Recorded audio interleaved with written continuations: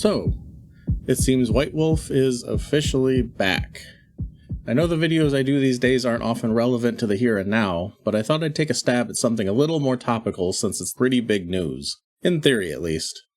Moreover, I expect there will end up being a good number of snarky, bad faith takes and rage bait over this announcement, and I was hoping to be something of a more reasoned voice, as I have a habit of stopping, listening, and thinking things through before running my mouth. I'm not trying to imply that there aren't other level-headed opinions, and this doesn't make my opinion any better than the next guy's, nor do I have any kind of insider knowledge or anything. But hopefully this video can provide some food for thought about what the announcement could entail for the future of the World of Darkness. First off, for those that somehow haven't heard, it was officially announced at the Darkness Emergent Los Angeles LARP event, and quickly via press release from Paradox and on various social media platforms, that White Wolf is officially returning as a company. White Wolf, as most of you likely know already, was the company originally created by Stuart and Steve Wieck to publish the gaming periodical White Wolf magazine. After merging with Lion Rampant Games, and officially becoming White Wolf Publishing, they began publishing TTRPGs as well, starting with properties that came with Lion Rampant, such as Ars Magica, and eventually other things, including original products such as Vampire the Masquerade and various other titles for the Storyteller system collectively now known as the World of Darkness. Long story short, they were relatively successful, though not without rough patches. Eventually, in 2006, White Wolf merged with CCP Games in an effort to, among other reasons, expand their repertoire into the realm of video games. CCP was, and still is, known for their wildly successful space MMO, EVE Online, and with the merger, work began on a World of Darkness MMO.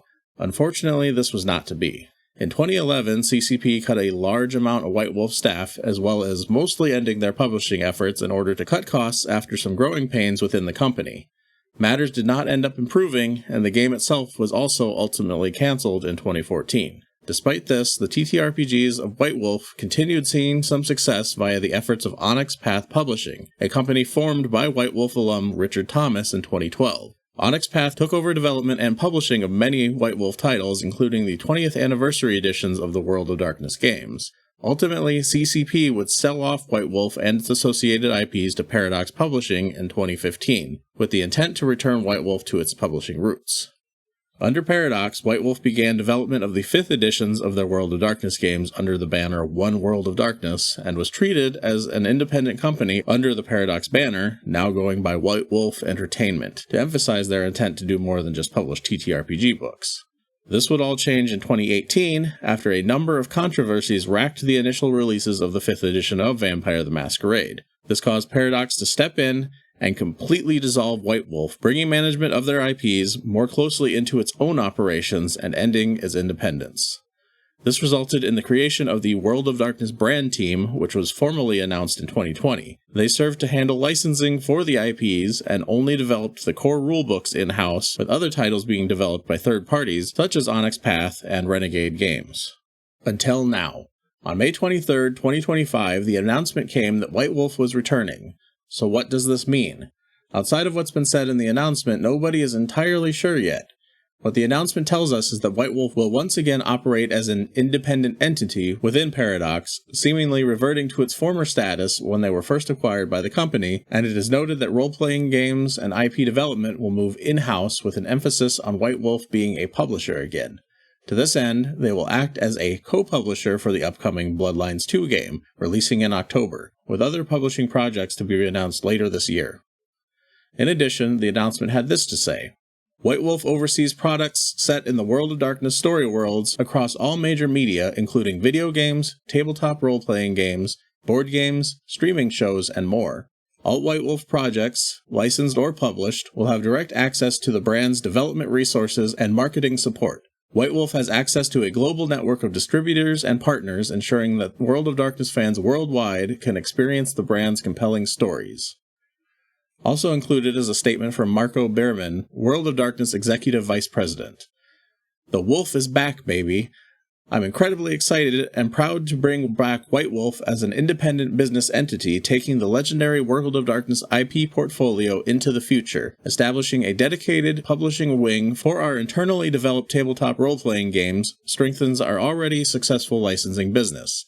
This lets us develop both classic and new IPs faster with a clearer long-term transmedia vision, always in collaboration with our passionate fans and partners. The White Wolf name echoes in eternity with strong brand recognitions across entertainment sectors, including game makers, licensing partners, retailers, and distributors. This rebirth is a huge win for our fans because it empowers us to create the products, experiences, and worlds they want to explore. There are a few things we can take away from this statement and other information available in the announcement, and those things can be interpreted in a number of ways, so let's jump right in with a few of those. Please note that everything from here is, generally speaking, conjecture or opinion on my part. No official announcements about any of the following have been made at the time of my writing this. My personal take is that not a whole lot will change with this announcement, at least for now. Planned products, both announced and unannounced, will continue apace, and the current World of Darkness brand team will be rolled into the new White Wolf and likely continue their jobs with little to no interruption. I also don't believe this will have any effect on current fan license agreements such as the Dark Pack, Storyteller's Vault, and Unbound agreements. This is the kind of thing that has no need to change and would likely only fall under revision if Paradox were to sell the IP off. I expect this decision coincides somewhat with the filling of the too long vacant creative director position that was left by Justin Achille a few years ago, though who the replacement is has been kept secret thus far. What I expect this to mean in the long run, though, is less oversight from Paradox and a team with the ability to make swifter and more agile decisions. Hopefully this will allow for at least a small increase in the staff of the team, facilitating faster approval processes for licensees and their projects, and better turnaround on development of new products they will now do themselves, all while maintaining a strong brand cohesion and continuity. The talk of doing stuff in-house is a bit vague, and though it notes internally developed tabletop role-playing games, this could very well just mean that they will continue to do the core books themselves, and with Renegade expected to announce more books at their Renegade Con stream on June 6th, I don't foresee any major change to their deal with them barring some sort of major shakeup. Though depending on how White Wolf wishes to proceed with the TTRPG side of things, it's possible they could do their own supplements as well if they so choose, but it seems unlikely that much will change. Time will tell. I've seen some hope that this could mean renewed approvals for books from Onyx Path, either for World of Darkness, or at least for the seemingly ignored Chronicles of Darkness games, and though I'd love to see that, I'm not sure if it will happen at this point. Onyx Path staff have gone on record as saying that they would love to do more books for either setting, but that pitches had stopped being approved. With them moving on to develop Curseborn, their own urban horror TTRPG setting, using their own StoryPath Ultra rule system, that seems more likely to be their focus going forward. I'm not willing to say never, but the writing has been on the wall there for a while, unfortunately.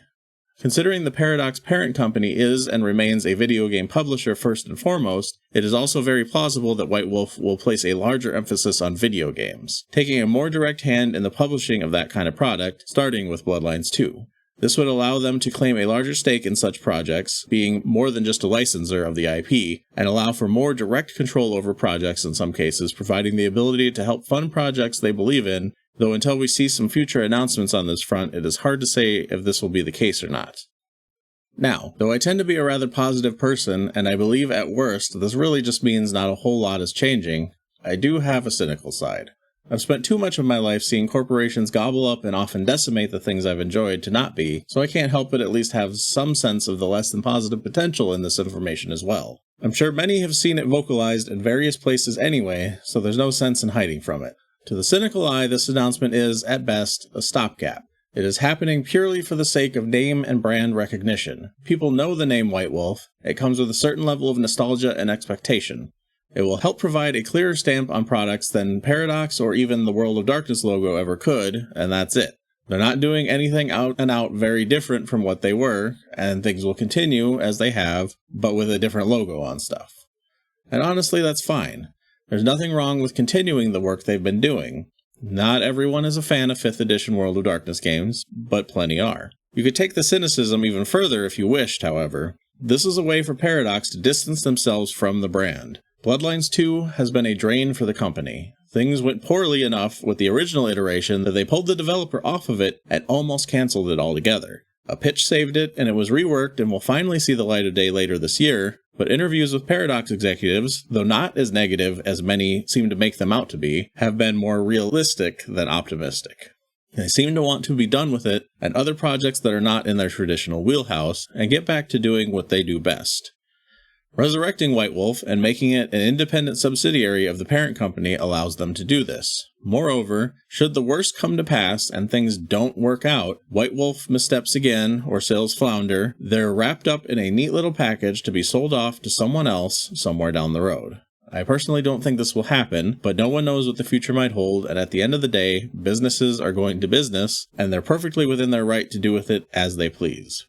To conclude on a more positive note, as I said before, I believe this will ultimately be good, even if it really doesn't mean a whole lot at this moment. This is a whole lot of pomp and bluster to go through if these products weren't making some kind of money. They could have started slapping the White Wolf logo on things at any time they wanted without all the ceremony if it was purely a nostalgia cash grab scheme. They could have quietly subsisted on licensing deals without the need to make them a legally distinct entity again.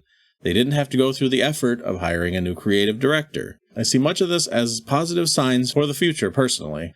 We'll see little impact now, but have some patience, and I think we'll begin to see some differences down the road. Whether those things will be good or bad, only time and perspective will be able to reveal. But as someone who has enjoyed a lot of the stuff that's released since Paradox took over, I believe we'll continue to see some interesting things. If you're more skeptical than myself, that's perfectly valid too. If you don't enjoy the direction, find something you do enjoy to spend your money on. If you want to see another solid take on the situation from someone with more of an industry viewpoint, I recommend checking out the video done on the subject by Matthew Dawkins, the Gentleman Gamer, who has put up a video since I started working on this. He has written for numerous White Wolf IPs, both directly via White Wolf and Onyx Path, as well as on video and board games through various licensees. A link to his video can be found below in the description. But wait, there's more! So, due to my awkward work schedule that has me working 12-hour-long shifts multiple days in a row, and the timing of the original announcement, I had a chance to write all of the above, but not get it recorded or move forward with working on a video until today.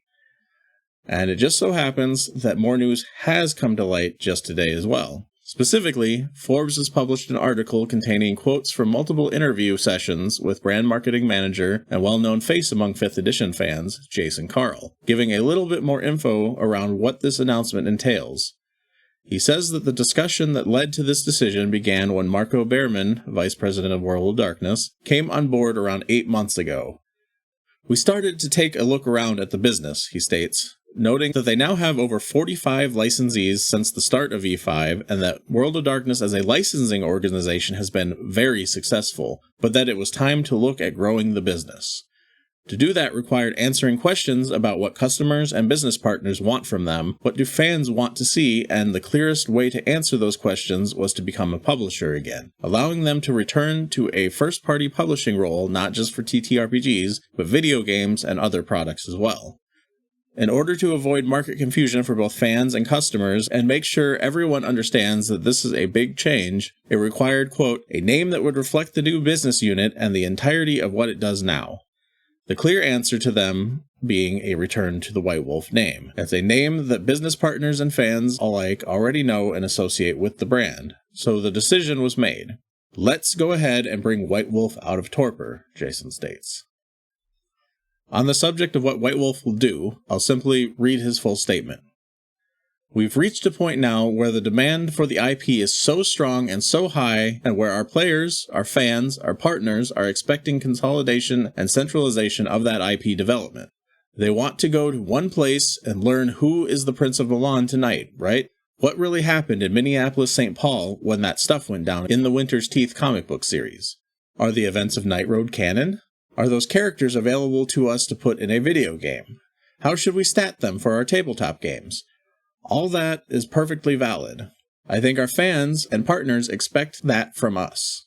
But the best way for us to do it, at least with maximum efficiency, is to bring it all in-house and have that IP development run centrally. When it comes to the TTRPG, Jason notes that there will be no, quote, immediate change to their partnership with Renegade, going on to add, there's no reflection on Renegade at all. They've been a fantastic partner with World of Darkness. As a publishing business, we need to work more directly with developing tabletop RPGs. The demand for the IP is growing. It's really significant already, and it's only growing. We need to do more with it. That means we've got to bring more people on board. We've got to build out our creative team. We have to build out our publishing. We have to build out our distribution. We need to be able to manage that business centrally now, top to bottom. Finally, the article comments on the amount of time V5 has been running and notes that companies will often see a new edition by this time for their TTRPGs, positing that this could be a possibility with the shift back to White Wolf. Jason comments on this subject as well, saying, "We're going to bring on more people into the core team inside the White Wolf organization. We're going to take a really thorough look at the environment. We're going to pay a lot of attention to what our TTRPG players and storytellers are telling us they want. I do see the interest in a combined set of V5 or condensed set of V5 books that combine all the recent changes, all the updates that are in the player's guide, all the information across a number of source books. It makes sense that we should at least look at consolidating some of that material in a different format. Maybe they're different. Maybe they're prestige versions. Maybe they're softcover versions. Maybe they're PDF and softcover together with a hardcover omnibus that follows later. I don't think that we've made any decision about that yet. We owe it to our players and our storytellers to listen to what they're telling us about that. And if it's possible and it makes sense for the business, that's exactly what we should give them." So with that, we see a little more light shed on what the future looks like with a return to White Wolf. It seems that some of my hope and speculation had some grounds in reality. Things have seemingly been going well for them, and they will indeed see an increase in staff to facilitate some of their new scope, but things will remain relatively unchanged for the immediate future. It does seem there will be a much larger focus on development of TTRPG material in-house than I was honestly expecting to see, at least so early, especially when it comes to the possibility of what some have already been dubbing a 5.5 edition of VTM. It's no secret that the V5 core book is less than ideal both in terms of layout and clarity of rules, especially as time has gone on and we've seen a number of improvements, additions, or changes to rules in more recent titles. So I certainly wouldn't turn down a strong revision of the book to bring it up to speed, though I don't think we need a whole new edition just yet, despite the amount of time V5 has been around. I'm also interested in the ideas expressed around stronger focus on in-house centralization of IP development and in-world continuity.